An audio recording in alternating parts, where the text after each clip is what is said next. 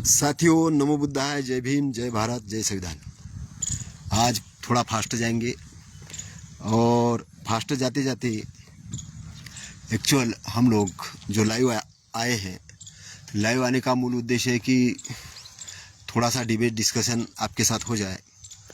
और मैं ये चाहता हूँ कि आप इसमें आनंद लें और आनंद लेते लेते हम आज कुछ महत्वपूर्ण बिंदुओं पर भी चर्चा करेंगे।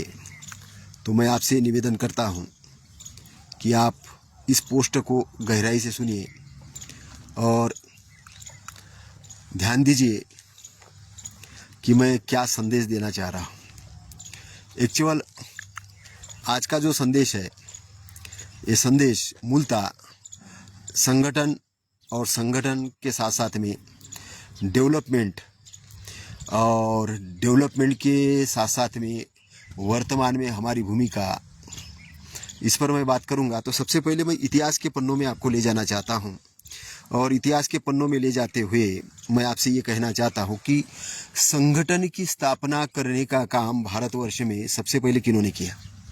तो सबसे पहले अगर संगठन की स्थापना करने का काम किया तो वो है तथागत महामानव सम्यक संबुद्ध। मैं ये देखता हूं कि उसके पहले भारत एक कबीले के रूप में था और अगर उसके पहले अगर जाओ तो हमारी जो संस्कृति थी वो भी कुछ संगठनात्मक काम कर रही थी। मतलब तथागत ने उस संगठन को बहुत मॉडर्न रूप यानी अच्छा रूप देने की कोशिश की। उसके पहले की जो सिंधु घाटी की सभ्यता थी, ये भी विकसित सभ्यता थी। बाकी देश कबीले के रूप में रह रहे थे, लेकिन भारत बहुत विकसित देश था। भारत बहुत विकसित देश था और विकसित देश होने के कारण भारत के अंदर में जो बदलाव हो रहे थे, उस बदलाव को जानने का काम तथागत महामानव सम्यक संबुद्ध ने किया। तो उस समय तक जो रिसर्च थे, वो रिसर्च क्या थे? वो रिसर्च थे कि लोग कई ईश्वर की साधना में लगे थे। तो भगवान कहाँ है, ईश्वर पृथ्वी को किसने बनाया होगा, क्या होगा, मतलब इस पर ज़्यादा लोगों का जोर था। और वो घर छोड़कर परिवारक के रूप में रिसर्च करते थे। जो परिवारक थे एक प्रकार के उस समय के वैज्ञानिक लोग थे और ये कभी अपने पत्नी के साथ भी रहते थे, कभी अकेले भी रहते थे। तो उनके अलग अलग तंत्र थे, सिस्टम थे। लेकिन तथागत ने जो सिस्टम दिया, जो ज्ञान प्राप्त हुआ, तथागत को सम्यक संबोधि प्राप्त हुई। सम्यक संबोधि प्राप्त होने के बाद में एक मॉरलिटी का सिस्टम तथागत ने दिया।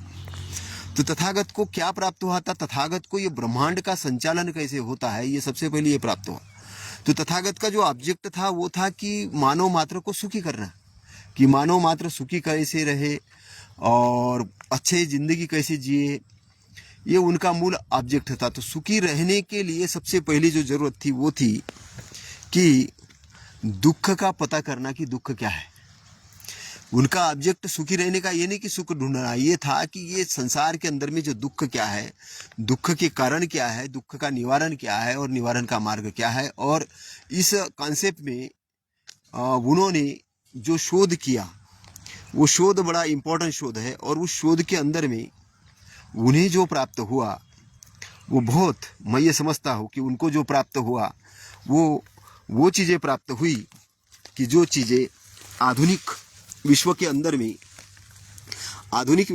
में अगर हम देखा जाए तो कई लोग हैं कि जो अभी तक उस बात के नज़दीक तक नहीं पहुंच पाए, क्योंकि उन्होंने जो शोध किया, तथागत ने जो शोध किया, वो शोध इतना इम्पोर्टेंट शोध है कि उस शोध के आगे आज भी विश्व के वैज्ञानिक अपने आप को नतमस्तक करते हैं। तो जो संगठन बनाने का जो बेस है, और संगठन के साथ साथ में जो मन मस्तिष्क को डेवलप करने का जो बेस है, वो तथागत ने दिया। तो इस बात को आपको बहुत गहराई से जानना होगा, समझना होगा कि तथागत का मूल ऑब्जेक्ट क्या था। तथागत का मूल ऑब्जेक्ट था कि मानव मात्र को हाईएस्ट हैप्पीनेस प्रदान करना।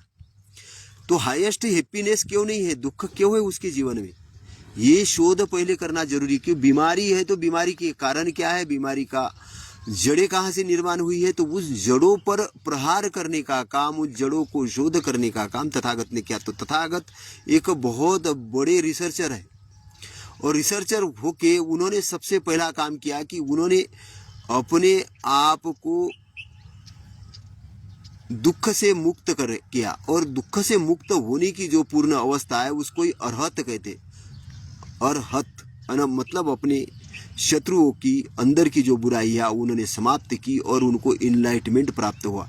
इनलाइटमेंट प्राप्त होने के बाद में उन्होंने उपदेश दिया। सबसे पहले समझना होगा कि इनलाइटमेंट प्राप्त होने के बाद उन्होंने उपदेश दिया, और वो उपदेश ऐसा नहीं है कि किसी का लिया हुआ या कुछ, उन्होंने सारा का सारा जो धम्म है सुव्याख्यात किया, सारा का सारा धम्म सुव्याख्यात किया, और सुव्याख्यात किया हुआ धम्म उसके प्रचार प्रसार के लिए उन्होंने संगठन बनाया, संघ बनाया, और वो संघ की प्रस्थापना प्रथम बार विश्व में तथागत ने दी। तो संगठन में जो एंट्री थी वो हर किसी को थी, उसका एक ऑब्जेक्ट था।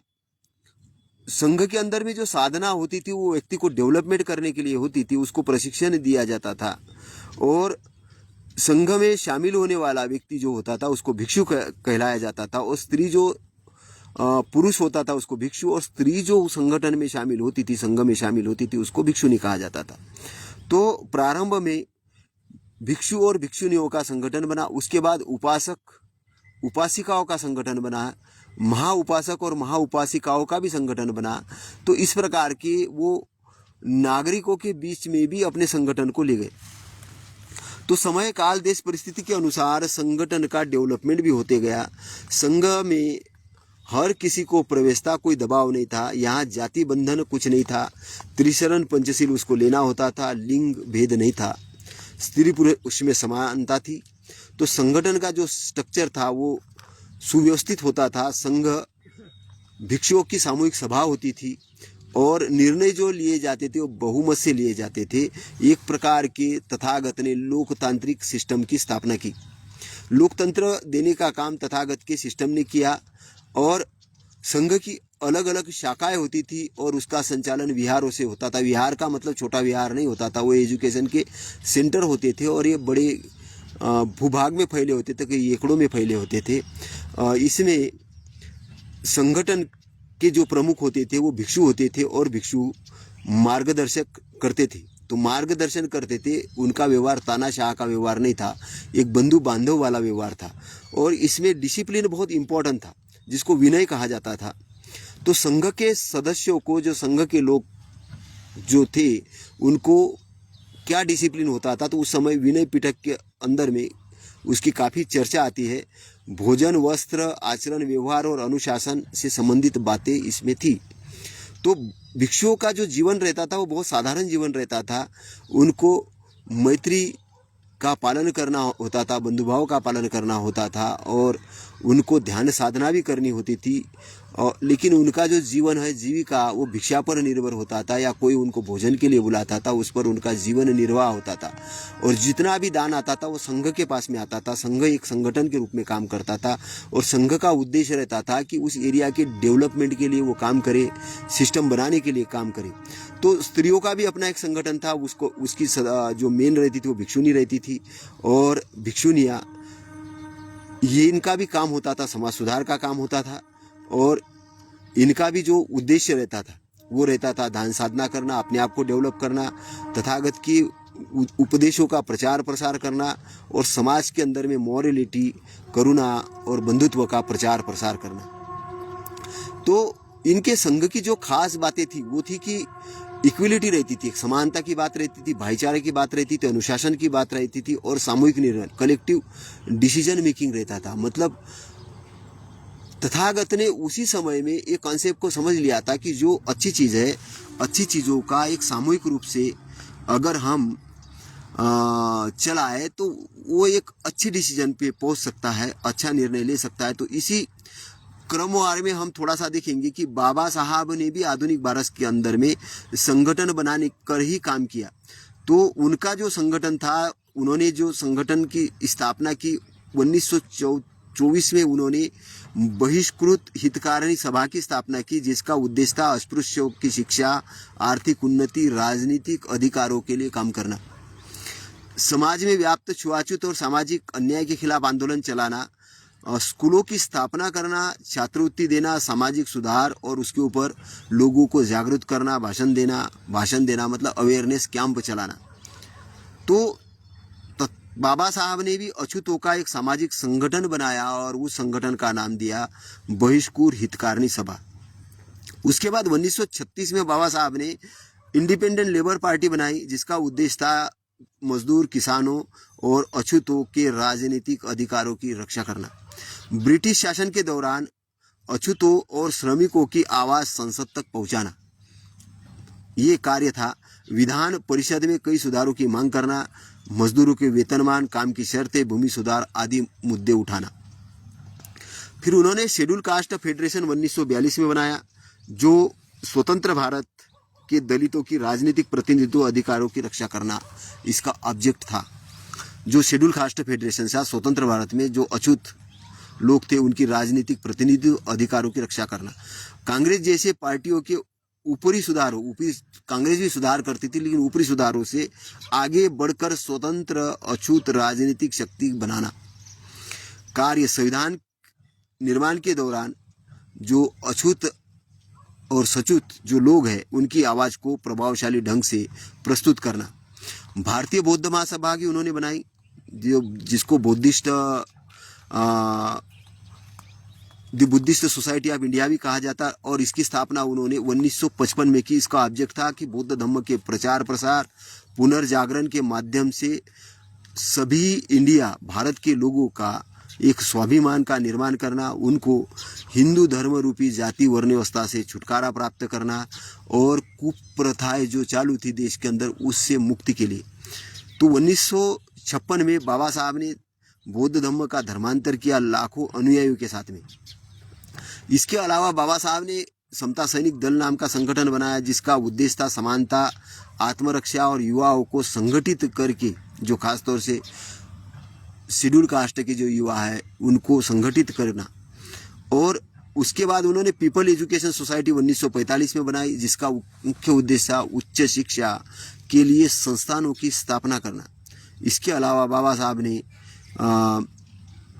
डिप्रेस क्लासेस एजुकेशन सोसाइटी भी बनाई थी 1928 में, जिसमें अस्पृश्यों की शिक्षा को बढ़ावा देना। तो बाबा साहब के संगठनों का जो उद्देश्य रहा है वो है कि सामाजिक समानता को स्थापित करना, छुआछूत जाति भेदभाव का अंत करना, शिक्षा, संगठन और संघर्ष, एजुकेशन, एजिटेशन और ऑर्गेनाइज के सिद्धांत को लागू करना। तो और साथ में है कि शेड्यूल कास्ट है, ओबीसी है, इनकी राजनीतिक शक्ति को प्रदान करना, समाज के अंदर समानता, बंधुत्व और न्याय की स्थापना करना। इसी के साथ में बाबा साहब के कार्य के साथ में हम कुछ और जिक्र करना चाहेंगे कि जैसे रामास्वामी पेरियार है, दक्षिण भारत में विशेषतः तमिलनाडु के अंदर में ये महान सुधारक हुए। इन्होंने भी जाति विरोधी कार्य जो आंदोलन चल रहे थे, जाति व्यवस्था के जो आंदोलन थे उसको नेस्तनाबूद करने के लिए उन्होंने अपने जाति विरोधी आंदोलन चलाए, समानता की स्थापना करने का काम किया, तर्कवाद और स्त्री के अधिकारों के लिए भी उन्होंने संगठन बनाया और आंदोलन चलाए। तो उनका जो सेल्फ रिस्पेक्ट मूवमेंट था, इनका जो पेरियार रामास्वामी का जो मूवमेंट था सेल्फ रिस्पेक्ट मूवमेंट था। तो पेरियार रामास्वामी में 1925 में अपने संगठन की स्थापना की, और जिसका मुख्य उद्देश्य था जाति प्रथा, ब्राह्मणवादी वर्चस्व का विरोध करना, समाज में स्वाभिमानी, आत्मसम्मान और समानता की स्थापना करना, स्त्रियों के समान अधिकार और शिक्षा दिलाना, तर्कवाद और अंधविश्वास को खत्म करना।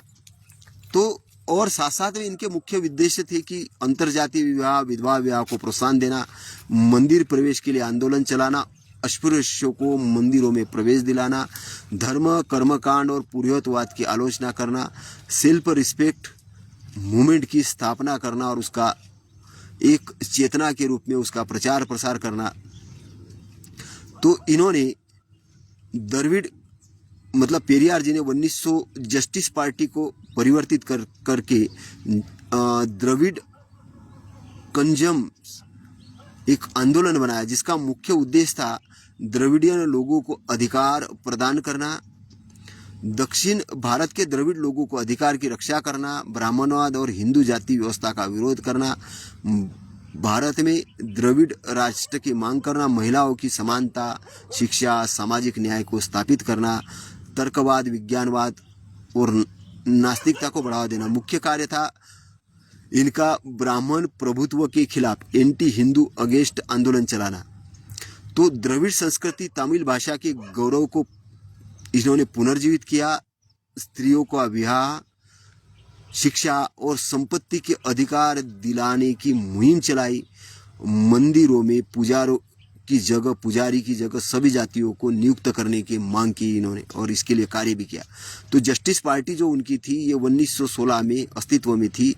पेरियार के बाद में इससे विचारों को और सामाजिक आंदोलन का रूप दिया गया। 1944 में इसका नाम बदलकर द्रविड़ कंजम रखा। पेरियार के आंदोलन में समग्र जो उद्देश्य था वो उद्देश्य था जातिवाद का अंत, सामाजिक समानता, तर्कवादी सोच, अंधविश्वास का विरोध, स्त्री स्वतंत्रता, समान अधिकार, ब्राह्मणवाद और शोषण के विरोध में काम करना। तो द्रविड़ पहचान थी आत्मसम्मान का प्रचार प्रसार करना। तो पेरियार जी का जो नारा था, no god no religion no caste but equality for all. No god no religion no caste but equality for all. न भगवान, न धर्म, न जाति, सिर्फ समानता। तो इसी दरमियान हम देखते हैं कि बाबा साहब ने जिनको गुरु माना था वो थे ज्योतिबा फुले। ज्योतिबा फुले इन्होंने 19वीं शताब्दी में सामाजिक कार्य करने का उन्होंने बहुत बड़ा बेड़ा उठाया।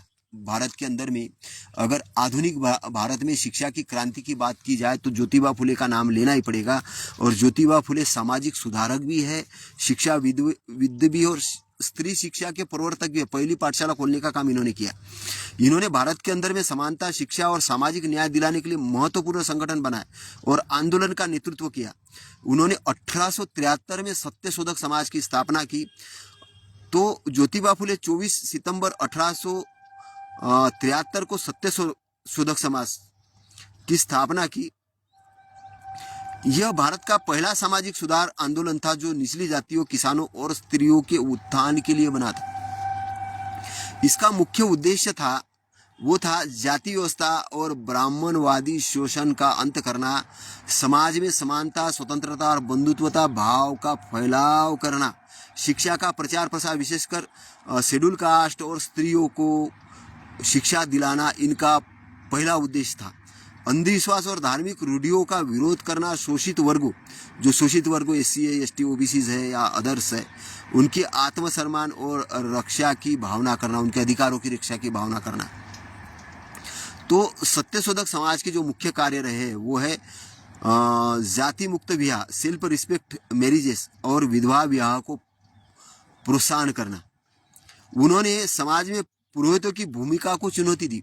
ज्योतिबा फुले इन्होंने समाज में पुरोहितों की जो भूमिका थी उसको चुनौती दी। विवाह, नामकरण, अंतिम संस्कार आदि ब्राह्मणों के बिना कराने का अभियान चलाया। इन्होंने विवाह है, अंतिम संस्कार है और इसका नामकरण है, ये ब्राह्मणों के बिना भी किया जा सकता है, इसका मूवमेंट चलाया। और लोगों को सिखाया कि गॉड जो होता है ये कोई ऊंच नीचता को नहीं मानता, ये सबके लिए समान है। समाज में शूद्र अतिशूद्र को संगठित किया और उनके अधिकारों की आवाज बुलंद की। तो शिक्षा के क्षेत्र में इनका जो योगदान है बहुत जबरदस्त है। 1848 में इन्होंने पहला बालिकाओं के लिए विद्यालय यानी गर्ल स्कूल खोला।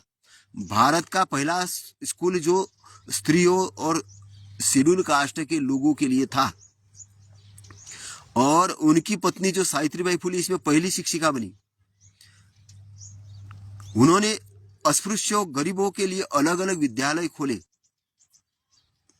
और उन्होंने ये बताया कि शिक्षा सामाजिक मुक्ति का सबसे बड़ा साधन है। सामाजिक जो मुक्ति है, जो अंधविश्वास से मुक्ति है, ये शिक्षा के बगैर नहीं हो सकती।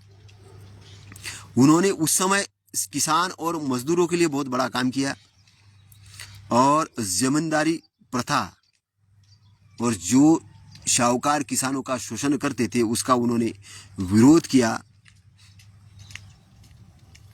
और उन्होंने पहले बताया कि किसान का शोषण ही भारत में गरीबी का मूल कारण था। और इसके साथ साथ उन्होंने स्त्रियों के अधिकारों के लिए भी संघर्ष किया। वो विधवा विवाह के विधवा विवाह था उसके समर्थक थे, स्त्री शिक्षा के समर्थक थे। इन्होंने बाल विवाह का भी विरोध किया और सती प्रथा का भी विरोध किया। सती प्रथा मतलब जो होती थी कि अपना पति मरने के बाद महिलाओं को चिता पे सीधा जिंदा जला दिया जाता था, उसका उन्होंने भयंकर तरीके से विरोध किया। तो उनके सुधारों में समाज सुधार सबसे महत्वपूर्ण था। महिलाओं की शिक्षा और समाज सुधार ये मूल भावना था। उनका जो ग्रंथ है, जो गुलामगिरी है, वो 1873 में लिखा गया उनका ग्रंथ है, जो बहुत प्रसिद्ध ग्रंथ है, जिनके अंदर उन्होंने जाति व्यवस्था और धार्मिक शोषण पर तीखी आलोचना की है। तो सत्यशोधक समाज का समाज के ऊपर क्या प्रभाव पड़ा? उन्होंने समाज में आत्मसम्मान के सेल्फ रिस्पेक्टफुल मूवमेंट की नींव रखी। बाद में बाबा साहब और रामास्वामी पेरियार, इन्होंने इनके आंदोलन से प्रेरणा ली। रामास्वामी पेरियार ने भी जो ज्योतिबा फुले के आंदोलन से प्रेरणा ली और बाबा साहब ने भी प्रेरणा ली। तो इनका संक्षेप में अगर आंदोलन देखा जाए तो 1848 में पहला बालिका विद्यालय खोला जो स्त्री शिक्षा के लिए था। 1873 में उन्होंने सत्यशोधक समाज की स्थापना की जो जातिवाद और ब्राह्मणवाद के विरोध और समानता की स्थापना के लिए था। इन्होंने गुलामगिरी जैसे ग्रंथ लिखी जिसमें सामाजिक आलोचना किया।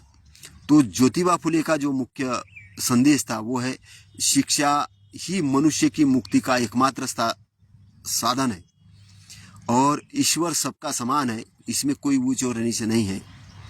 तो इसी संदर्भ में हम थोड़ा नज़र डालने की कोशिश करते हैं कि वो है कि कबीर साहिब को बाबा साहब ने अपना गुरु माना और 15वीं शताब्दी के ये संत थी। इनका मूल कार्य था समाज सुधार और इन्होंने अंधविश्वास और भेदभाव पाखंड का जबरदस्त तरीके से विरोध किया।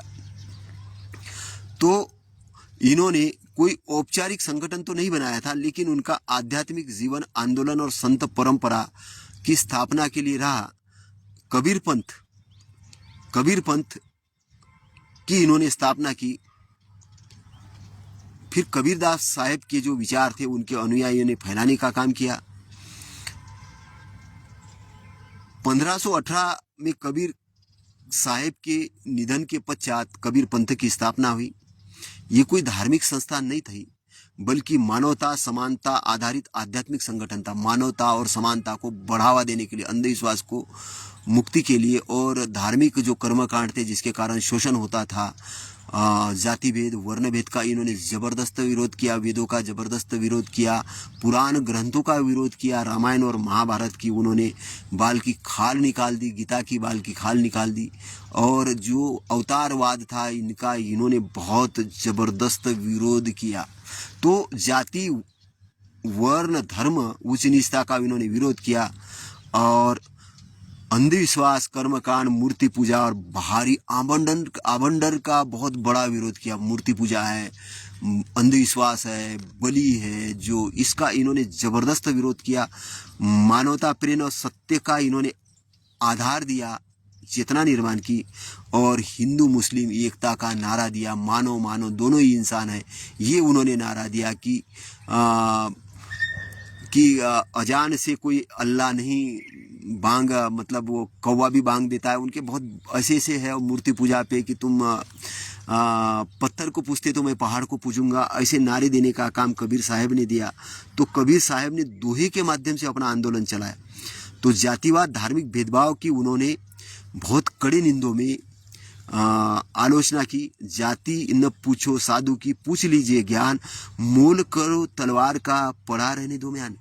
म्यान पर बात मत करो, पड़ा रहने दो म्यान। लोग म्यान पर बातें करते थे, तलवार पे बातें नहीं करते कि तलवार क्या। आपके अंदर में जो विचार है, जो प्रज्ञा है, जो इंटेलिजेंसी है, उसका तो आप उपयोग नहीं कर रहे हो, कि इधर उधर की बातें कर रहे हो। इसने ये कहा, उसने वो कहा, अपने आप को सेल्फ डेवलपमेंट नहीं कर रहे हो, अपने आप को आगे नहीं बढ़ा रहे हो। इधर उधर की बातें करके अपना ये पूछ रहे हो, अपना घमंड बढ़ा रहे हो कि तुम कौन से जाति में आते हो, कौन से वर्ण में आते हो, मैं जन्म से ब्राह्मण हूँ, क्षत्रिय हूँ, ये हूँ। इधर उधर का अंधविश्वास पूर्वक बातें फैला के लोगों को भ्रमित करने का काम उस समय के जो पंडित पुजारी कर रहे थे। इसलिए कबीर साहब कहते कि जाति न पूछो साधु की, साधु की जाति मत पूछो तू कि कौन से जात को, क्योंकि साधु की कोई जाति नहीं होती। संत तो एक जाति को पार किया व्यक्ति होता है, वो वो अरहत होता है, ज्ञानी होता है, बहुत बड़ा विकसित व्यक्ति। तो संत के पास जाओ तो एक दिमाग लेके जाओ, संतों को जाति मत पूछो, संतों को ज्ञान पूछो, संत को ज्ञान पूछो और उस ज्ञान से अपना उद्धार करो। संत से जाति न पूछो साधु की, पूछ लीजिए ज्ञान, मोल करो तलवार का मोल करो। पढ़ा रहने दो म्यान को पढ़ा रहने दो, है ना। तो इसी को ही अगर बुद्धिज्म के अंदर देखा जाए तो धम्म विचय संबोधन के अंदर में ये बातें आती है। तो वहां से कनेक्टिविटी कबीर साहिब की है ना। धम्म विचय संबोधन के अंदर में ये आता है कि आपको विचारों का विश्लेषण करना चाहिए और विश्लेषण करके उसका सदुपयोग करना चाहिए, न कि पड़े पड़े आलसी बने रहना चाहिए। इधर उधर की बातें करो, आलसी करो, और कुछ करने की बात आई तो ब्रेन को काम ही मत दो, काम ही मत दो, और उसके जंजाल में आके अपने आप को गुलाम बना के रखो।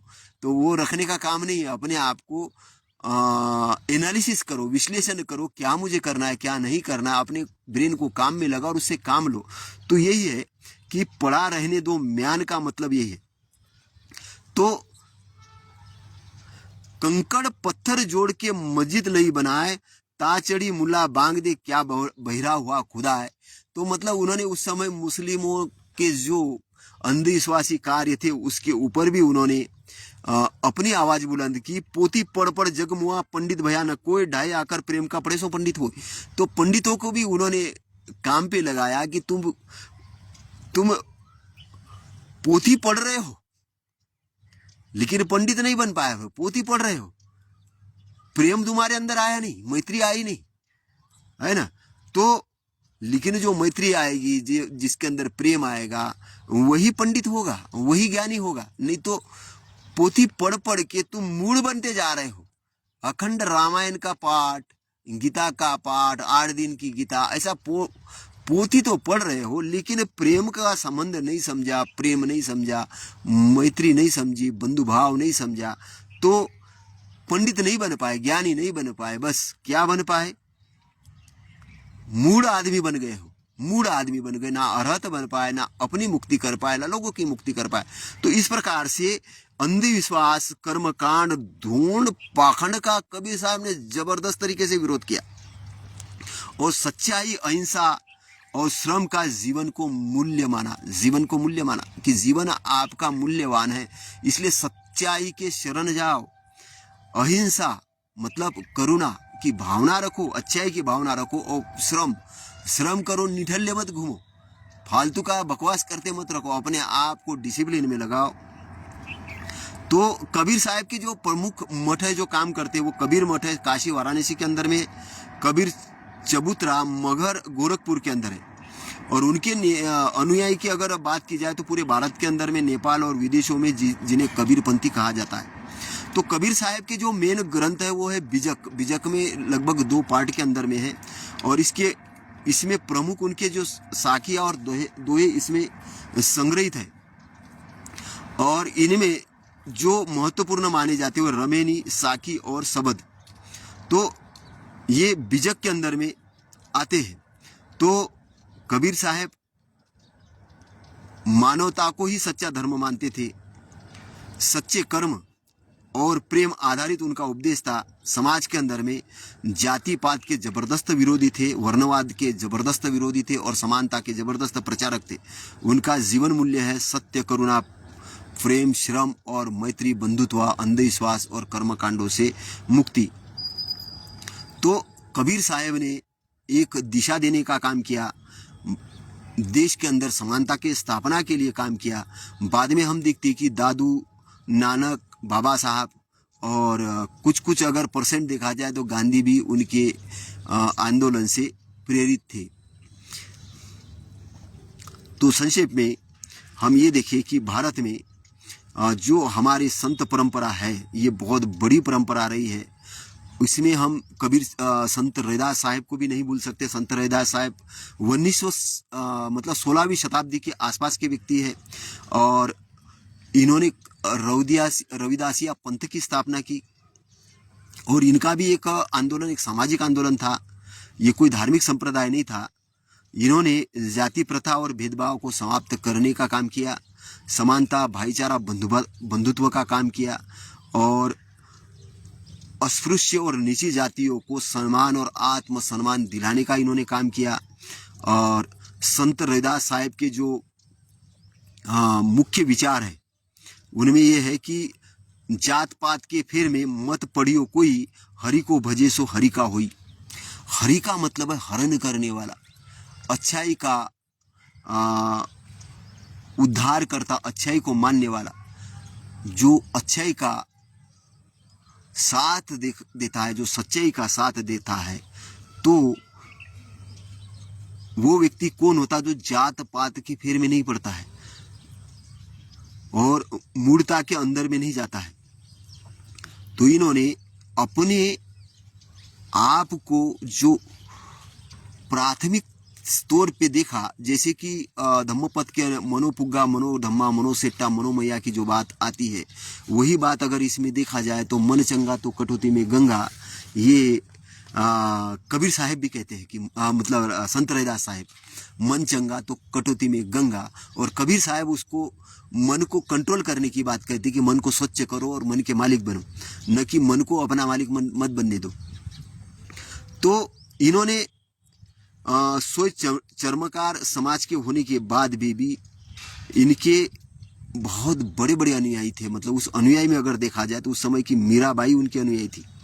और इन्होंने आदर्श बेगमपुरा की स्थापना की बात की, बेगमपुरा सरकार। तो बेगमपुरा शहर को नाऊ दुख अधोय नहीं ती ठाऊ, अर्थ है एक ऐसा समाज जहाँ कोई दुख और भेदभाव अन्याय न हो, एक ऐसी समाज की रचना की बात संत रैदास साहब कहते थे। कि जो तथागत को पूछा गया कि आपका ऑब्जेक्ट क्या है, तो उन्होंने कहा कि मॉरलिटी का साम्राज्य लाना, मॉरलिटी का निर्माण करना, नैतिक सिस्टम की स्थापना करना जिसके कि समाज की उन्नति हो, समाज में भाईचारा पैदा हो और समाज आगे बढ़े। तो संत रैदास साहब के आंदोलन का जो हम अगर प्रभाव देखते हैं तो जाति व्यवस्था खत्म करने का इन्होंने बहुत बड़े काम किया। और आगे चल के कबीर, नानक और बाबा साहब जैसे सुधारकों ने भी इनसे प्रेरणा ली। तो संत रैदास साहब, मन चंगा तो कटौती में गंगा, बेगमपुरा सरकार, इस प्रकार को मानने वाले जो संत रहे। तो आधुनिक विश्व के अंदर में हम कुछ देखते हैं कि बौद्धिस्ट आंदोलनों को बढ़ाने वाले कौन कौन लोग रहे। तो थिन चाह है ना, थिन नाट हान है ना, ये वियतनाम के जैन बौद्ध सन्यासी, लेखक और सामाजिक शांति साधक है। इनका जो कार्य है बौद्धिस्ट चिंतन, बौद्धमय चिंतन, ध्यान साधना तक ही सीमित न रह के खास तौर से सामाजिक, राजनीतिक और पर्यावरणीय कार्यों तक जाए। क्योंकि बौद्ध के चिंतन को लोगों ने केवल ध्यान साधना तक बढ़ाने का काम कर रहे हैं। जैसे कुछ लोग हैं केवल ध्यान साधना ही करते रहते, लेकिन ये थिट नाट हान कहते हैं कि भाई आपको केवल ध्यान साधना तक ही नहीं रहना है, आपको सामाजिक, राजनीतिक और पर्यावरणीय कार्यों के अंदर में भी उतरना है। और इसलिए उन्होंने माइंडफुलनेस और शांतिपूर्ण समाज निर्माण पर बल दिया। माइंडफुलनेस मतलब जन जागृति समाज हो, जिसको पता चले मेरा भला क्या और बुरा क्या। ऐसा नहीं हो कि किसी ने बोला कि दंगा करो तो दंगा करने चले, किसी ने बोला कि घर के अंदर बैठो, घर के उनका अपना माइंड भी चले, कोई उनका दुरुपयोग नहीं कर पाए मन मस्तिष्क का। इसलिए उन्होंने जन जागृत समाज की स्थापना के साथ साथ में शांतिपूर्ण समाज निर्माण की बात वो करते हैं। और बौद्ध विचारों को विश्व के चुनौतियां जैसे कि युद्ध है, पर्यावरणीय संकट है और सामाजिक अन्याय है से जोड़ना, मतलब उसका निवारण करना। बौद्ध आंदोलन सिर्फ आध्यात्मिक न रह जाए बल्कि एक सामाजिक रूप में सक्रिय आंदोलन बढ़े, ये इनका सोच है। फिर हम देखते हैं डॉक्टर बाबा साहब आम्बेडकर। डॉक्टर बाबा साहब आम्बेडकर भारत के बहुत बड़े समाज सुधारक हुए हैं और बाबा साहब कानून विज्ञ रहे हैं, संविधान क्या ड्राफ्टिंग कमेटी के चेयरमैन रहे हैं और इनकी मुख्य भूमिका रही है संविधान निर्माण करने के लिए। और भारत के अंदर में जो आज schedule caste, schedule tribe, OBC और महिला जो सम्मान का जीवन जीते हैं या भारत के टुकड़े नहीं हुए हैं, भारत संगठित है, उसका रीजन है डॉक्टर बाबा साहब अम्बेडकर। क्योंकि बाबा साहब अम्बेडकर ने एक ऐसा संविधान ड्राफ्ट किया, जो एक ऐसी व्यवस्था दी कि लोगों को तोड़ना मुश्किल हो रहा, लेकिन फिर भी संविधान के विरोध में बोलने वाले लोग आ ही जाते हैं। बाबा साहब के आंदोलन में विरोध करने वाले लोग आ ही जाते हैं, क्योंकि चोर की चोरी जब पकड़ी जाती है तो वो तो बोलता है कि मैं सही हूँ और मैं सही हूँ। ऐसा ही हम बाबा साहब ने वर्ण व्यवस्था, जाति व्यवस्था के नाम से ढोंगवादी धर्म, जो दुष्ट धर्म है, उसका प्रचार प्रसार करने वाले लोगों की लंका में आग लगा दी है। उनकी जो लंका है, जो बुराई की लंका है, अच्छाई की लंका नहीं, बुराई की लंका है, उसमें आग लगाने का काम डॉक्टर बाबा साहब अम्बेडकर ने किया है। और इसलिए आज बाबा साहब के विरोधी भी जबरदस्त है, उनकी मूर्तियां तोड़ते हैं उनके विरोध में। मतलब बाबा साहब शरीर छोड़ने के बाद भी अमर हो चुके हैं। तो बाबा साहब ने 1956 में तथागत के धम्म के अंदर में दीक्षा किया, और इन्होंने हीनयान, महायान, वज्रयान, या जहां पर भी त्रिपिटक हो, जहां पर भी जो अच्छे विचार है उसका संगायन करके बुद्धा एंड हिज धम्मा लिखा। और 1956 में उन्होंने कहा कि दरेकाला दीक्षा द्यावी, मीन्स उन्होंने ये कहा कि आप बुद्धिस्ट बन गए हो लेकिन चुपचाप मत बैठो, आप घर घर में जाकर बुद्ध धम्म का प्रचार प्रसार करो, 22 प्रतिज्ञा दो और लोगों को बुद्ध धम्म के तरफ ले आओ। तो बुद्ध धम्म भारत को बोधमय करना इनका सपना था, है और रहेगा। और उस सपने को पूरा करने के लिए आधुनिक भारत के अंदर में कई बौद्ध अनुयायी कार्य कर रहे हैं। तो बाबा साहब ने आंदोलन को एक बहुत बड़ी दिशा दी। उन्होंने सबसे पहले कि कॉन्स्टिट्यूशन ड्राफ्ट करके उसको लागू करने का काम किया, और लागू करने के लिए अभी हमें आंदोलनों की बहुत जबरदस्त तरीके से भूमिका की निर्माण करने की जरूरत है। तो पहला कॉन्स्टिट्यूशन लागू करने के लिए हमारा जो एडवोकेट का ऑर्गेनाइजेशन है बहुत बड़े स्ट्रांग बनाने की जरूरत है। इनको सामाजिक दृष्टिकोण से प्रशिक्षित करने की जरूरत है, क्योंकि मनुवादी या ब्राह्मणवादी वर्ण व्यवस्था, जाति व्यवस्था को मानने वाला वकीलों का संघ है। वो संघ कहीं न कहीं बाबा साहब को ये बता रहा है कि ये संविधान के ड्राफ्टिंग कमेटी के अध्यक्ष भी नहीं, निर्माता भी नहीं है, संविधान के कोई BN राव है कि जो एक सलाहकार समिति के अध्यक्ष व्यक्ति थे, उनको वो महिमा मंडन करने में लगे हुए हैं। ऐसी दशा में हमें बाबा साहब के सेल्फ रिस्पेक्टेड मूवमेंट का प्रचार प्रसार करने वाले लोगों की बहुत जरूरत है, भूमिका उनको अपनी निभानी होगी। तो बाबा साहब का शिक्षा का आंदोलन बहुत अधूरा पड़ा है, तो प्राथमिक शिक्षा से लेकर कॉलेज शिक्षा तक काम करने की जरूरत है। बाबा साहब ने भिक्षुओं के ट्रेनिंग सेंटर की बात की, वो भी हमें करने की जरूरत है। बाबा साहब ने राजनीतिक प्रशिक्षण की बात की, वो भी हमें करना है। और बाबा साहब ने जो औद्योगिक क्षेत्र के अंदर पे हमें बड़े बड़े कारपोरेशंस है और अपने आप को औद्योगिक भूमिका के अंदर में लाने की बात की है। बाबा साहब ने बहुत बौद्ध धर्म के प्रचार प्रसार में महिलाओं की बहुत बड़ी भूमिका की बात की। बाबा साहब ने युवाओं की आह्वान किया कि वो भी शिक्षा में कम नहीं रहे, बहुत आगे बढ़े, विद्वान बने।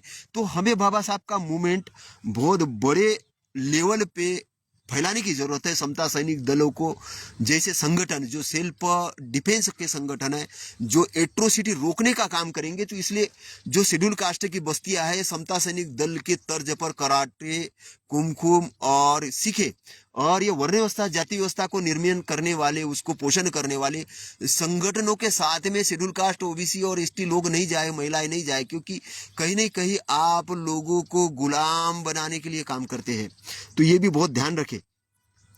तो सक्रिय सामाजिक संगठन बनाए, धार्मिक शोषण के लिए, उत्पीड़न की मुक्ति के लिए संगठन बनाए, और आधुनिक भारत के अंदर संविधान को लागू करने के लिए संगठन बनाए। राजनीतिक अंदर में जन जागृति फैला के एक संविधान को लागू करने वाले, समानता, बंधुत्व और न्याय की स्थापना करने के लिए ऐसे पार्टियों का सामूहिक संगठन बना के सत्ता के अंदर में आने की जरूरत है। और खास तौर से IAS, IPS, IRS ऑफिसर है, ये अंदर से लोगों को सहयोग भी करे, और सहयोग करके को आधुनिक जीवन में, मतलब जो पोइंग सुमिंग है, जो बौद्ध सन्यासी है, लेखक और सक्रिय सामाजिक कार्यकर्ता है, इन्होंने बहुत से सार्वजनिक ध्यान सत्र सार्वजनिक ध्यान सत्र का आयोजन किया, सवाल जवाब कार्यक्रम आयोजित किए जो युवाओं को आधुनिक जीवन में बौद्ध अभ्यास को जोड़ते हैं।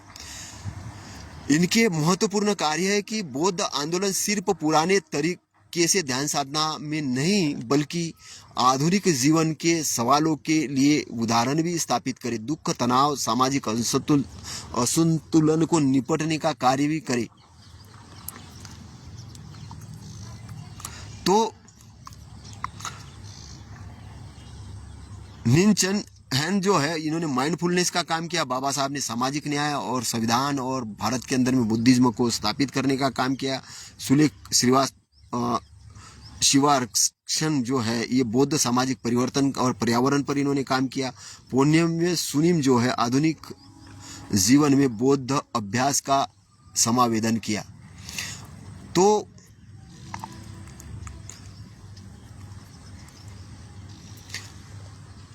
थिट नहाट नान जो है वियतनाम के जैन बौद्ध सन्यासी शांति लेखक है।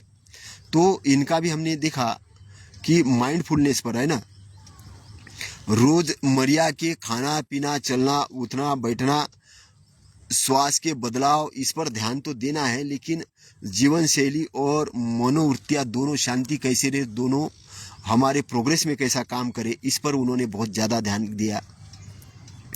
कुछ श्रीलंका के भंते भी है जो भांते हेनोपोल गुणारत्मा, जिन्होंने अमेरिका में बौद्ध ध्यान साधना का इन्होंने प्रचार प्रसार किया। उनकी पुस्तक माइंडफुलनेस इन प्लेन इंग्लिश ध्यान शुरू करने वालों के लिए एक मापदंड का काम करती है। तो इन्होंने थेरवाद परंपरा के अंतर्गत प्रभावी ध्यान के उपदेश दिए और मैत्री पर ध्यान का उनका विशेष बल रहा है। तो आधुनिक जीवन की चुनौती या तनाव और जो व्यग्रता है ये ध्यान के माध्यम से कैसे कम की जा सकती है, इस पर ये संबोधन देते हैं।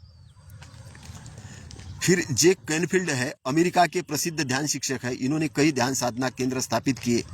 इन्होंने पश्चिमी ध्यान को मनोविज्ञान के साथ जोड़ने का प्रेम यानी लविंग किडनेस, सजगता, माइंडफुलनेस पर जोर दिया, क्योंकि अमेरिका के अंदर में लोग टेंशन में अगर रहते हैं तो उनके लिए ध्यान साधना की विधियाँ भी अभी विकसित हो रही है और ये काम ये कर रहे हैं।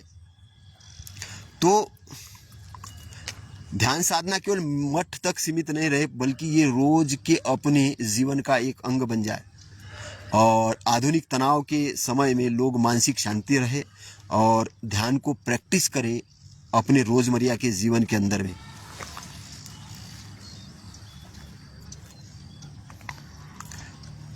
तो भारत के अंदर में भी ध्यान साधना की अगर बात करते तो ओशो रजनीश है, इन्होंने भी काफ़ी सारे ध्यानों पर रिसर्च किया है। एशियन गोयनका, इन्होंने थेरोवाद की विपश्यना साधना पर रिसर्च किया है। और दोनों विपश्यना की अगर बात करें तो विपश्यना ये प्राचीन ध्यान पद्धति है, तथागत की धम्म का एक अंग है और इन्होंने इसको धर्मनिरपेक्षता के रूप में प्रस्तुत किया सत्यनारायण गोयनका जी ने कि बौद्ध धर्म नहीं, ये बुद्ध की साधना है, बुद्ध की साधना, ऐसा उन्होंने उपदेश दिया है। तो विपश्यना का अर्थ है कि जैसी चीज़ें वैसी उसको देखो, सांस आने वाले श्वास पर ध्यान रखो, शरीर की संवेदनाओं का परीक्षण करो और सुख दुख में दोनों में समान रहो और अनित्य, सारी चीज़ अनित्य है, इस बात को बोध में रखो। और इन्होंने विश्व के अंदर में बहुत सारे ध्यान केंद्रों की स्थापना की। 100 से प्लस देशों के अंदर में विपश्यना की केंद्रों की इन्होंने स्थापना की। ध्यान साधना भी ये काम करते हैं। लेकिन गोयनका जी का जो पूर्ण जो अभ्यास है वो सर्वधर्म संभाव पर है, लेकिन तथागत का सर्वधर्म संभाव पे नहीं है कि सर्वधर्म संभाव है, संभाव रखना ऐसा नहीं है। तथागत का जो मूल ऑब्जेक्ट है सत्य तक पहुंचना। धर्म के नाम पे भी अगर कोई आडंबर करता है तो उस पर तथागत अपना वचन रखते थे और ये काम बहुत बड़े पैमाने पे तथागत ने किया। तो साथियों, मैं आपको बड़े लंबे समय से ऑनलाइन कुछ बातें बता रहा हूँ और इसके अंदर में मैंने विश्व के अंदर के काफ़ी सारे बातों को जोड़ा है। तो संक्षेप में अगर तुलनात्मक अगर बात की जाए तो गोयनका जी थेरवादी परंपरा के हैं। इनका उद्देश्य आत्मनिरीक्षण और संभाव, विधि मौन, स्थिरता और अवलोकन। बौद्ध धम्म पर आधारित इनकी विपश्यना है, लेकिन ये धर्मनिरपेक्षता की बात करते हैं। विपश्यना सेंटर चलाते हैं, मन की शांति और करुणा पर बात करते हैं। तो वोशो क्या है? वोशो का जो ध्यान है आधुनिक प्रयोगात्मक और बहु स्रोत से प्रेरित ध्यान है। इनका दोनों का अंतिम लक्ष्य एक ही है कि मन की शुद्धि, जागरूकता और सेल्फ अवेयरनेस। लेकिन सेल्फ अवेयरनेस लाने का काम गोयनका जी भी नहीं कर सकते आपके लिए, वोशो जी भी नहीं, आपको खुद को करना होगा। वो बता सकते हैं, जस्ट लाइक ए टीचर। और टीचर की मेन भूमिका होती है, उन्होंने जो जाना है वो आपको पढ़ा रहे हैं। समझना आपको है, आपके मालिक आप है, जो तथागत ने अंत में जो बात की है कि आपके मालिक आप है और आपको ही अपना रास्ता तय करना है। मैं केवल मार्गदाता हूँ, मोक्षदाता नहीं हूँ। तो आधुनिक अगर विश्व के अंदर में हम देखें कि बिजनेस के अंदर में ऑर्गेनाइजेशन बनाने के लिए लोगों ने इन चीज़ों का कैसा उपयोग किया, तो अगर हम देखें तो इन्होंने विजन डेवलपमेंट का काम, तथागत के पास एक विजन था, बाबा साहब के पास विजन था, ओशो के पास विजन था कि हम ध्यान पद्धतियां करना है। एक अपना विजन लेके काम करते, जो भी लोग हैं बड़ा काम करते अपना विजन लेके काम करते हैं। कबीर साहब के पास विजन था, ज्योतिबा फुले के पास अपना विजन था। उस समय के काल, देश, परिस्थिति का वो आकलन करते हुए कार्य करते थे कि आज की समस्या क्या है, उस समस्या का हल करने के लिए क्या करना पड़ेगा। जैसे आज के अंदर में पर्यावरण समस्या है, तो पर्यावरण को हल करने के लिए काम क्या करना पड़ेगा। आज की जैसे भारत के अंदर में जाति व्यवस्था, वर्ण व्यवस्था एक समस्या है, उस समस्या को दूर करने के लिए क्या काम करना पड़ेगा। यहाँ पे भ्रष्टाचार एक बहुत बड़ी समस्या है, उसको दूर करने के लिए काम क्या करना पड़ेगा। यहाँ पर मतलब आप ये देखिए कि दंगा मुक्त भारत 2030 का जो हमारे संगठन के प्रतिनिधि है, उन्होंने भी बोला है कि हम 2030 तक भारत को दंगा मुक्त भारत कर देंगे। तो दंगा मुक्त भारत क्यों है? भारत में दंगे क्यों होते हैं? हिंदू मुसलमान के नाम पे। तो हिंदू मुसलमान नाम पे हम ये पद्धति खत्म कर देंगे कि आप धर्म के लिए लड़ो। हम ये करेंगे कि आपको अच्छाई के लिए लड़ना है। तो प्राणी हिंसा को हम लगभग प्रतिबंधित कर देंगे और उसके लिए बहुत बड़े लोगों के माजवेस मूवमेंट की जरूरत पड़ेगी। तो इसलिए जो ध्यान पद्धतियाँ सोशल है, एजुकेशनल है, राजनीतिक है, व्यापारिक है, सारे संगठनों के बीच में काम करना होगा। तो इसलिए एक विज़न का डेवलपमेंट करने की ज़रूरत होती है। जैसे एलन मस्क है, इन्होंने, या अगर कोई बेजास है, या डोनाल्ड ट्रंप है, या जो जेफ बेजास है, जैसे लोगों ने व्यापारिक संगठन बनाए वर्ल्ड वाइड, ऐसे हमें जो भी हमारा ऑब्जेक्ट है उसके लिए विज़न रख के काम करना होगा। तो हमें केवल पैसा कमाना ऑब्जेक्ट नहीं रखना होगा, समस्या सुलझाना एक ऑब्जेक्ट रखना होगा। समस्या सुलझाना ऑब्जेक्ट रखेंगे तो पैसा उसके पीछे आते रहेगा। हम पैसे के पीछे भागते हैं और पैसा आगे आगे चलता है, हम पैसे के पीछे। लेकिन हम समस्या को सुलझाएंगे तो पैसा बैक साइड में आएगा और बहुत आएगा। समस्या क्या है कि लोगों को अगर भोजन चाहिए तो भोजन उपलब्ध करवा दो, भोजन चाहिए तो भोजन उपलब्ध करवा दो, कोई स्वास्थ्य चाहिए स्वास्थ्य उपलब्ध करवा दो। जो भी चीज़ में आप जाना चाहे, तो अगर हम आधुनिक भारत के अंदर में या विश्व के अंदर में हम देखें, तो अगर हम देखें कि विश्व के अंदर में, अमेरिका के अंदर में जैसे एलन मस्क हुए, तो एलन मस्क ने जो काम किया वो क्या है कि घर घर के अंदर में टेस्ला को पहुंचाऊंगा, मैं ऐसा स्पेसएक्स बनाऊंगा, है ना। जो मतलब बड़े लेवल पे सोचा। जेफ बेजास ने कहा कि दुनिया को ग्राहक केंद्रित कंपनी बनाऊंगा, घर घर में सामान पहुंचा दूंगा। जैसे मुकेश अंबानी ने क्या सोचा कि मैं डिजिटल इंडिया बनाऊंगा, वो विदेश से सीख कर आए, यहाँ पे अप्लाई किया। डोनाल्ड ट्रंप ने क्या किया कि बोले हम अपना ब्रांड का निर्माण करूंगा, है ना। तो ट्रंप ऑर्गेनाइजेशन शक्ति और प्रतिष्ठा का प्रतीक बनाया, उसने राष्ट्रपति बन गए। तो हमें अपनी विजन डेवलप करना पड़ेगा, फिर रणनीतिक सोच, स्ट्रेटेजी, थिंकिंग, है ना। पूरा सिस्टम, केवल उत्पाद नहीं से काम नहीं चलेगा। हमने एक प्रोडक्ट बना दिया और ऐसा नहीं, पूरा सिस्टम क्रिएट करना पड़ेगा। एलन मस्क ने अपना सिस्टम क्रिएट किया, अंबानी का भी सिस्टम है। तो इनसे क्या है कि सिस्टम क्रिएट करना सीखना होगा, टीम भावना और प्रतिभा प्रबंधन। टीम और टैलेंट मैनेजमेंट करना पड़ेगा। अकेला व्यक्ति कोई संगठन नहीं होता, उसको संगठन बनाना और संगठन को चलाना सीखना होगा और सही लोगों को सही काम दिलाने का काम करना होगा। ऐसे नहीं कि ड्राइवर गाड़ी आती नहीं और दे दी उसके हाथ में गाड़ी, वो एक्सीडेंट ही करने वाला है फिर। तो हमको सही लोगों को सही काम देने का ये करना पड़ेगा, उसको प्रशिक्षित करना पड़ेगा या प्रशिक्षित प्राप्त लोगों को हायर करना होगा। दूसरी चीज़ है कि मस्को और बेजाज जैसे जो लोग हैं ये अपने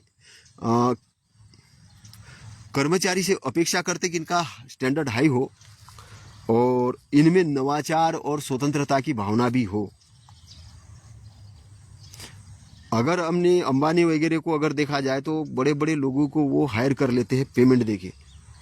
तो इनसे सीख ये हमें मिलती है कि hire the best, trust them deeply and expect excellence.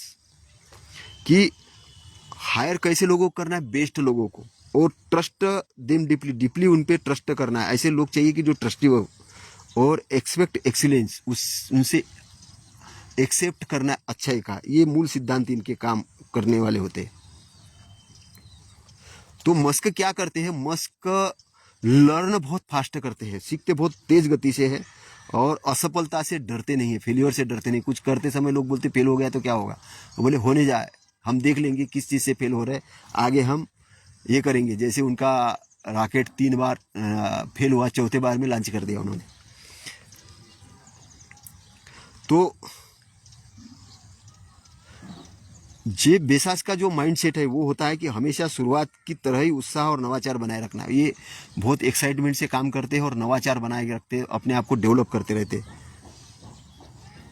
और अंबानी तो अपने बाजार के हिसाब से अपनी तकनीक को अपनाते हैं। तो इसलिए संगठन अगर बनाया है तो संगठन के अंदर में नवाचार होते रहना चाहिए, रिसर्च और डेवलपमेंट होते रहना चाहिए। नहीं तो लोग क्या है कि एक संगठन बनाते हैं और वो मुकाम पोस्ट में चलते रहते, इससे काम नहीं चलेगा, है ना। संसाधन और पूंजी का प्रबंध, तो वित्त और नेटवर्क में निपुण रहना बहुत जरूरी है। जैसे अंबानी रहते हैं, इन्होंने पूंजी और साझेदारियों को बहुत अच्छे तरीके से प्रयोग किया है। पूंजी का और साझेदारी से भी उन्होंने पूंजी लाई और पूंजी का भी मार्केट से भी पूंजी लाई। ट्रंप ने ब्रांडिंग और रियल इस्टेट डीलिंग में माहिर है, ट्रंप ब्रांडिंग और रियल इस्टेट में बहुत माहिर है। बेजास की अगर हम बात करें तो ये बड़े पैमाने पे काम करते हैं, ये लाभ को रीइन्वेस्ट करते हैं। तो प्रॉफिट को निकालने के बजाय प्रॉफिट को डेवलपमेंट करने में और आगे बढ़ाने में ये लोग इस्तेमाल करते हैं। प्रॉफिट से और प्रॉफिट एक करते। लोग क्या करते, प्रॉफिट आया तो उसको पूरा खत्म कर देते, ये ऐसा नहीं करते, ये उसका निवेश करते। तो इनका देखा जाए कि हर बड़े जो लोग हैं ये अपनी कहानी ब्रांड के रूप में पेश करते हैं। तो मस्क की अगर कहानी देखा जाए तो फ्यूचर और मानवता के लिए उद्धार की कहानी है। बेजास है ग्राहक की सुखी बनाने की कहानी है। और जियो जैसे संगठन क्रिएट करके अंबानी की भी अगर कहानी देखा तो भारत को जोड़ने की कहानी है। और ट्रम्प की अगर देखा जाए तो ट्रम्प सक्सेस की पावर है।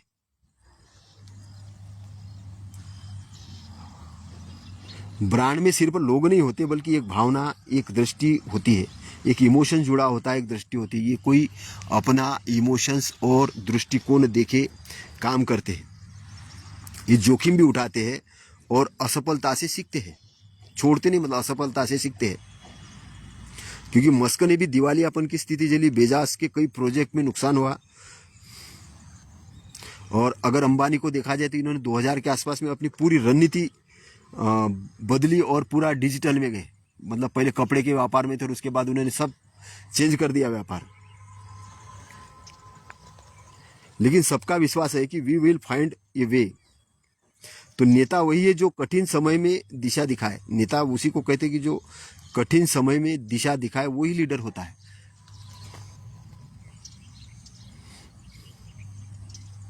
तो संगठन केवल संरचना नहीं होती, ये संस्कृति होती है। तो मस्क के अंदर में उच्च गति मतलब बहुत हाई मूवमेंट होता है, काम कर नवाचार होता है, बहुत सीखते रहते हैं। और इनकी संस्कृति है डेवलपमेंट करने की। बेजाज होता है डेटा आधारित निर्णय संस्कृति। डेटा इकट्ठा करते, क्या करना है क्या नहीं, उसके लिए वो एक्सप्लेन करके वो काम करते। और अंबानी के पास भी देखे तो दीर्घकालीन सोच है। तो और ट्रंप है तो ये व्यक्तिगत ब्रांड बनाते हैं। ट्रंप का नाम ही चलता है दुनिया के अंदर, डोनाल्ड ट्रंप, राष्ट्रपति डोनाल्ड ट्रंप की बिल्डिंग है डोनाल्ड ट्रंप, ये है ना। तो ये एक रणनीति, एक बहुत बड़ी सीख है कि ये रणनीति अपना के काम करते हैं और ये कंटिन्यूस लर्निंग में रहते हैं। लगातार नई तकनीकी रुझान और बाजारों में परिवर्तन के अनुसार संगठन को चलाते हैं। जैसे कि मस्क एआई, स्पेस और एनर्जी तीनों में सीखते रहते हैं। बेजाज किताबों से शुरू किया लेकिन अब क्लाउड और एआई तक पहुंच गए। तो जो भी नेता सीखना बंद करता है वो उसका संगठन भी वही रुक जाता है। लीडर जो होता है अगर सीखना बंद कर देता है, अगर कोई लीडर ये बोलता है कि मेरे को सब पता है, मेरे को सब ज्ञान है, तो उसका संगठन वहीं पे रुक जाएगा, वो आगे नहीं बढ़ेगा। तो हमें बहुत सारी चीज़ों को समझना है। तो हमें भारत के अंदर संविधान मिला है, संविधान ने हमें समान अवसर दिया है कुछ करने के लिए। संविधान ने सामाजिक न्याय के लिए काम करना शुरू कर दिया है और ये लोकतांत्रिक शासन की स्थापना करने का काम करने वाला है। संविधान राष्ट्रीय एकता और अखंडता के लिए काम करने वाला है। इसलिए हमारी नागरिक होने के कारण एक भूमिका है कि हम एक बड़े अच्छे लेवल के नागरिक बने, हम अपने देश का सम्मान करें, सामाजिक नैतिक मूल्यों की स्थापना के लिए काम करें, पर्यावरण के लिए काम करें, जाति व्यवस्था वर्ण व्यवस्था को उखाड़ने का काम करें और भाईचारा बढ़ाने के लिए काम करें और भारत का पुनर्निर्माण करने के लिए शिक्षा के साथ कौशल्य, अपना टैलेंट डेवलप करने के लिए काम करे, संविधान की भावना को समझे, सामाजिक न्याय और समानता के लिए काम करे, लोकतंत्र के अंदर में अपनी भागीदारी को सुनिश्चित करे, वोट देने के लिए जाए, ईवीएम की अगर गड़बड़ी हो रही उसका विरोध करे और आर्थिक रूप से अपने आप को मजबूत करे, नई नौकरियां, नए उद्योग का निर्माण करने के लिए काम करे, भारत को डिजिटल इंडिया और अच्छा राष्ट्र बनाने के लिए काम करे, पर्यावरण और सांस्कृतिक संरक्षण के लिए काम करे। तो संक्षेप में हमें एक अच्छा नागरिक बनना है, अच्छा कार्य करना है और हमारी महती भूमिका है कि हम लर्नेड पर्सन बनना है, अच्छा व्यक्ति बनना है और अच्छा व्यक्ति बन के हमें विश्व के धरातल पे भारत का गौरव हासिल करना है। तो साथियों, बहुत टाइम हो गया, बहुत समय से मैं आपके बीच में हूँ और ये रिकॉर्डेड संदेश है, ये यूट्यूब के अंदर में भी मैं डालने वाला हूँ। तो मैं आपको जो संक्षेप में जो आपका ब्रेन घुमाने का काम किया इधर से उधर, तो वो इसलिए है कि आपकी एक्सरसाइज करने के लिए कि जहाँ पर आप बैठे हो कि अब तो मैंने सब हासिल कर लिया है, अब मुझे कुछ हासिल करने की ज़रूरत नहीं है। जैसे कि हमारे बहुत सारे लोगों की सोच होती है कि एक नौकरी मिल जाए, नौकरी के बाद में फिर 2-3 बच्चे पैदा हो जाए, वो भी कुछ नौकरी हासिल कर ले, फिर हम पेंशन हासिल कर ले और पेंशन हासिल करने के बाद में मरने का इंतज़ार करें। तो जानवर की ज़िंदगी में और इनके ज़िंदगी में कोई फ़र्क नहीं है। जानवर भी बच्चे पैदा करता है जंगल में, उसके बच्चे भी खाना खाते हैं और वो भी फिर खाना खाते खाते मर जाता है। लेकिन मानव जीवन का एक उद्देश्य है, मानव जीवन, मानव मस्तिष्क एक बहुत बड़ा काम कर सकता है। तो मानव मस्तिष्क को डेवलप करना और डेवलप करके मानव मस्तिष्क को अपने उस लेवल पर ले जाना जहाँ से वो विश्व को देख सके, अपने आप को देख सके, अपने को अच्छाई के लेवल पे ले जाना। हम कूड़ा कचरा लोग नहीं हैं कि हम गंदगी में पड़े रहेंगे। हमको गंदगी से बाहर निकलना है, बुराई से बाहर निकलना है, हमें अच्छाई की तरफ जाना है। तो हमें संगठनात्मक रूप से, क्योंकि संगठन तोड़ने वाली जो भारत के अंदर में जाति व्यवस्था वर्ण व्यवस्था नाम की जो बीमारी है, जो लोगों के मन मस्तिष्क के शुरू होती है और जो जन्म से ही बोलता है कि मैं विद्वान हूँ, ये सबसे पहला एक तो हिप्नोटिज्म व्यक्ति है जो गुलाम है। उसको हिप्नोटिज्म मतलब माइंड के चित्त की जो होते हैं, जो उसको क्या बोलते हैं, गुलामी, चित्त की जो गुलामी है, उसकी शिक्षा उसके घर से ही दी जाती है। और कैसे दी जाती है? वो ग्रंथों के माध्यम से दी जाती है कि जिन लोगों ने वो जो ग्रंथ लिखे रखे हैं, ग्रंथ मतलब क्या, काल्पनिक कहानियां है, पुराण है, महाभारत है, रामायण है, ये बहुत से ग्रंथों की अभी परीक्षण होने की ज़रूरत है। जैसे कबीर साहब के माध्यम से उसका परीक्षण आप कर सकते हो। कबीर साहब ने उस पर काफ़ी ज़बरदस्त ढंग से बोला है। बाबा साहब के माध्यम से उसका परीक्षण कर सकते हो।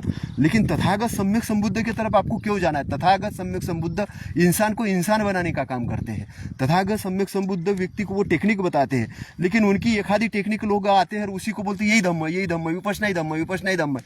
विपश्यना एक मात्र एक उनका एक अंग है, धम्म का एक छोटा अंग है। उसके साथ में सोशल डेवलपमेंट है, व्यक्ति को क्रिएशन है, परिवार है, देश है, समाज है, विश्व, इसके लिए क्या भूमिका हो सकती है। एक व्यक्ति को लीडर बनाने का काम धम्म है। एक व्यक्ति को लीडर बनाने का काम धम्म है, अनुयायी बनाने का काम नहीं है। अनुयायी से लीडर तक पहुंचाना और लीड करना विश्व को। तो विश्व को जब वो व्यक्ति लीड करेगा तब बड़ा आदमी बनेगा। अब हमारा आदमी कैसा लीड कर रहा है? मेरा इतने का पैकेज है, मेरा उतने का पैकेज है, मैंने कार ली है, मैंने बंगला ली है, मेरा बेटा ये कर रहा है, मेरा बेटा वो कर रहा है, बस उतनी बात करेंगे। उतनी बात से काम नहीं चलने वाला है। उतनी बात से काम नहीं चलने वाला है। अगर आप उतनी बातों तक सीमित हो तो आप एक कुपमंडूक हो। आप एक कुपमंडूक हो और लोग हैं कुपमंडूक है। एक दो मकान बना लिए, बोल रहे कि मैंने बहुत बड़ा हासिल कर लिया। मैंने कहा क्या हासिल कर लिया? मेरे पास दो कॉलोनियाँ हैं, मेरे पास 2 कॉलोनियाँ हैं और अरबों खरबों का व्यापार मैं तैयार कर लूँगा। लेकिन भारत के अंदर में क्या इस प्रकार की तंत्र सिस्टम डेवलप करने के लिए सरकार साथ में है, न्यायपालिका साथ में है, विधायिका साथ में है? क्या पब्लिक का ब्रेन ऐसा है? बिल्कुल नहीं है। यहाँ तो चोरी चकारी में लगा हुआ है। एक आदमी ऑफिसर इसलिए बनना चाहता है कि वो चाहता है कि मुझे भ्रष्टाचार वाली पोस्ट मिले। ये योजना है, लागू हो ही नहीं, या हो तो मुझे पैसा मिलेगा तब मैं काम करूँगा। देश प्रेम उसके अंदर में गया ही नहीं है।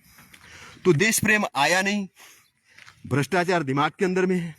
और क्या करोगे? वो बेटा भी देखता है कि मेरा बाप भ्रष्ट है, मेरा बाप शराब पी रहा है, मेरा बाप वेश्यागमन करना है, बेटा भी उसी लाइन पे चलता है। तो आपका पारिवारिक तंत्र तो पूरा सिस्टम बिगाड़ चुके हो।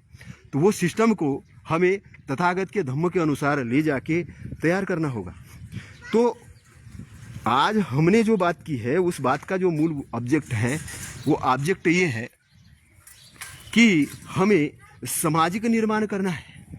ये कोई संविधान तो एक किताब है, संविधान एक किताब है। ये महापुरुषों केवल आपको बता रहे हैं, करना आपको है, करना मुझे है। और क्या होता है, बहुत बड़ी भूमिका के अंदर में है। मैं आज जुडिशियरी के अंदर में देखता हूँ, बैंकों के अंदर में देखता हूँ, बैंक के सिस्टम पूरे करप्ट सिस्टम हो चुका है। मैनेजर करप्ट, खरीदने वाला करप्ट, बेचने वाला करप्ट, न्यायपालिका करप्ट, वकील करप्ट। तो मैं देखता हूँ कि चारों तरफ करप्शन चल रहा है, चारों तरफ करप्शन चल रहा है। और करप्शन का लेवल भी बहुत बड़े पैमाने पे है।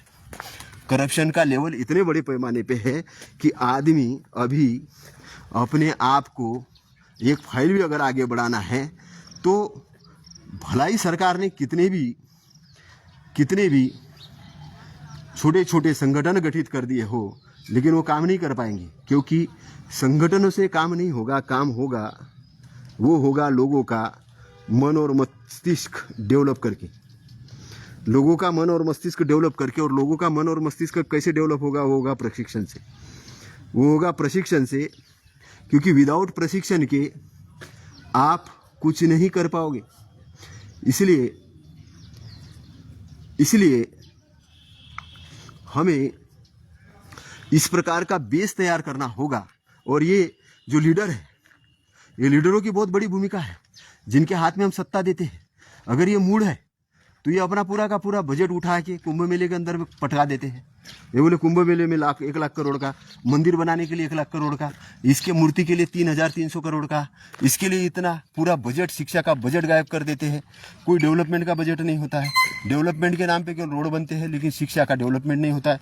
किसानों के लिए कोई डेवलपमेंट नहीं होता। आधुनिक रूप से हम कुछ कर नहीं पाते हैं। तो कहने का मतलब कि हमें, हमारे पास जो साधन है, संसाधन है, ये अच्छे कामों के लिए लगना जरूरी है। केवल कुछ लोगों को धर्म, हमारा धर्म बढ़े, हमारा धर्म बढ़े, हम धार्मिक आदमी, कोई पता नहीं धर्म के नाम पे अपनी वर्ण व्यवस्था स्थापित करने में लगे हैं। और वो समझते कि हमें सब ज्ञान है, हमें सब ज्ञान है। तो इस प्रकार से चीज़ों का हमें सहयोग नहीं करना है। ऐसी चीज़ों को हमें सहयोग नहीं करना है।